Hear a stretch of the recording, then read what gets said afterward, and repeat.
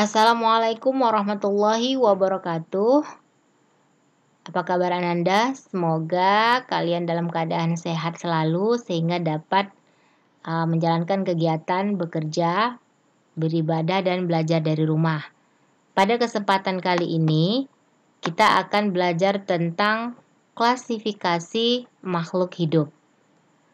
Kompetensi yang harus kalian kuasai yang pertama kompetensi pengetahuan, yaitu mengklasifikasikan makhluk hidup dan benda berdasarkan karakteristik yang diamati.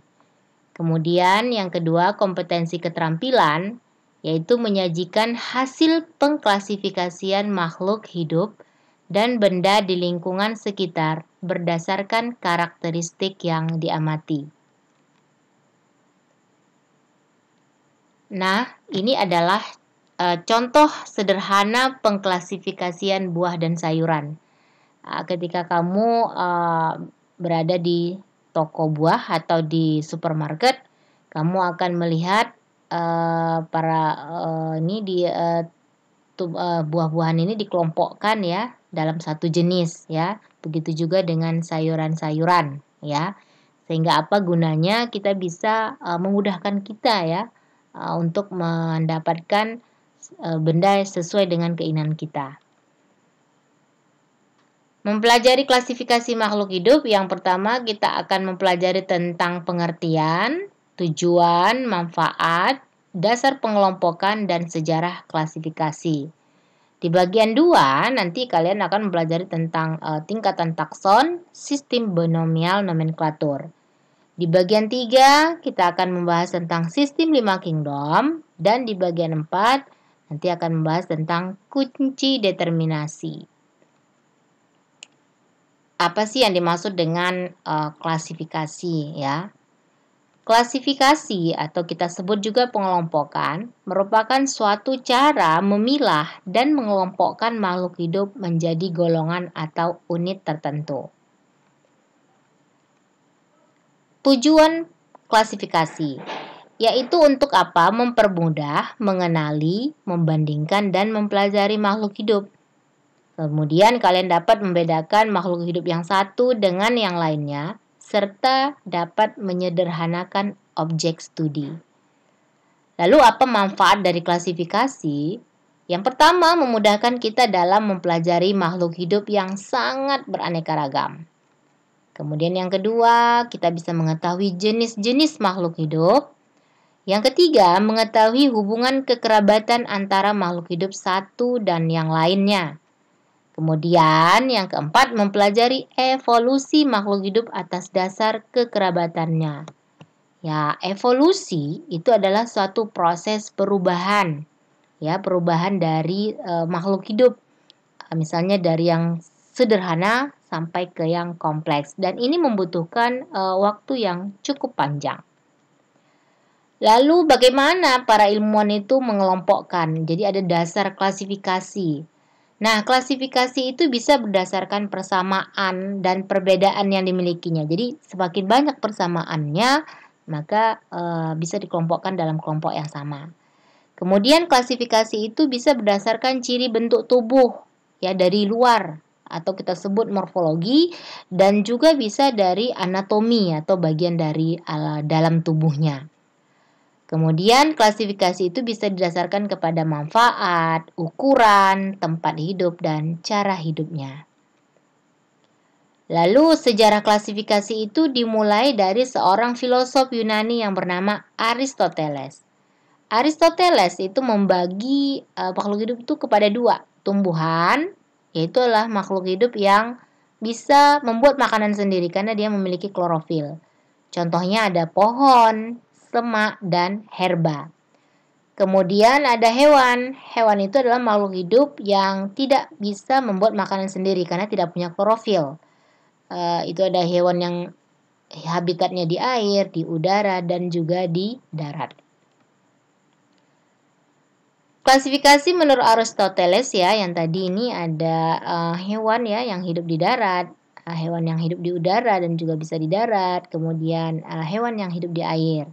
Kemudian pengelompokan herba itu sejenis tumbuhan rendah ya yang berbatang lunak ya, semak juga yang tingginya itu di bawah 5 meter. Kemudian kalau pohon itu kategori tumbuhan yang berkayu dan bercabang.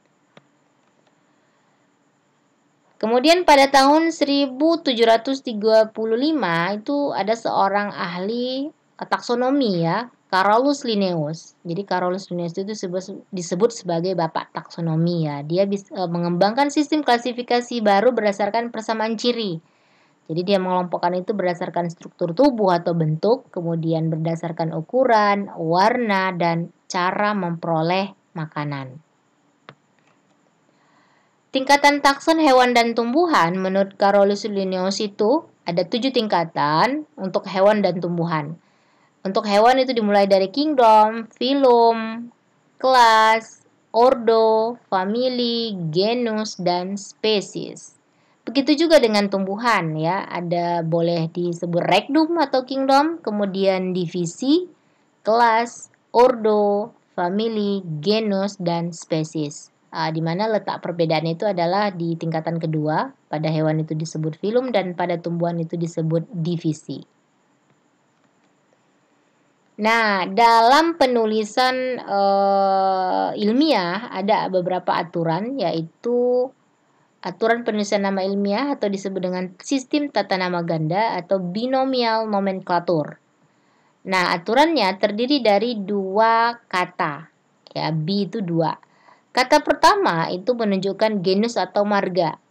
Kata kedua itu menunjukkan spesies atau jenis. Huruf depan kata pertama itu menggunakan huruf kapital. Huruf depan kata kedua menggunakan huruf kecil. Di sini kamu bisa melihat misalnya contoh dari tanaman padi, di mana nama latinnya adalah Origa sativa. Nah, huruf awal itu O itu adalah huruf kapital. Dan selanjutnya adalah huruf kecil. Nah, bisa ditulis dengan garis bawah, cetak miring atau cetak tebal. Jadi kalau kita tulis dengan miring itu seperti ini ya. Dan kalau di tulisannya tegak lurus harus diberi garis 2 yang terpisah atau boleh dicetak tebal. Nah, ini tadi adalah urutan ya, tingkatan takson mulai dari kingdom Animalia ya, satu kelompok itu adalah Animalia, kemudian phylum itu Chordata. Chordata itu hewan yang mempunyai sumbu tubuh ya atau tulang. Kemudian ada kelas Mamalia, jadi dikelompokkan dalam satu kelompok. Kelas Mamalia itu adalah kelompok hewan menyusui. Kemudian ada ordo itu bangsa. Bangsa itu adalah karnivora. Ini berdasarkan jenis makanannya, yaitu pemakan daging ya. Kemudian ada family Canidae, Canidae ya, suku family ya. Jadi ini golongan hewan-hewan yang punya gigi taring. Ya, kemudian ada genusnya adalah Canis dan spesiesnya adalah Canis familiaris. Klasifikasi sederhana pada hewan itu kita bisa lihat misalnya berdasarkan jenis makanan. Nah, berdasarkan jenis makanan itu ada herbivora, ya pemakan tumbuhan, ada karnivora, pemakan daging, dan omnivora, pemakan segalanya. Contohnya ya manusia. Kemudian berdasarkan cara berkembang biak ada ovipar bertelur ya seperti katak yang bertelur, vivipar itu hewan yang beranak atau melahirkan, kemudian ada opopipipar beranak dan juga bertelur ya. Kemudian klasifikasi sederhana tumbuhan misalnya berdasarkan jumlah keping biji. Ada namanya monokotil, mono itu 1 keping lembaga, contohnya padi, jagung, kelapa. Kemudian dikotil itu adalah 2 keping lembaga, contohnya mangga, kacang, apel, dan durian. Dan selanjutnya nanti kita pelajari di Kingdom Plantae. Nah, terima kasih. Sampai jumpa di bagian selanjutnya. Wassalamualaikum warahmatullahi wabarakatuh.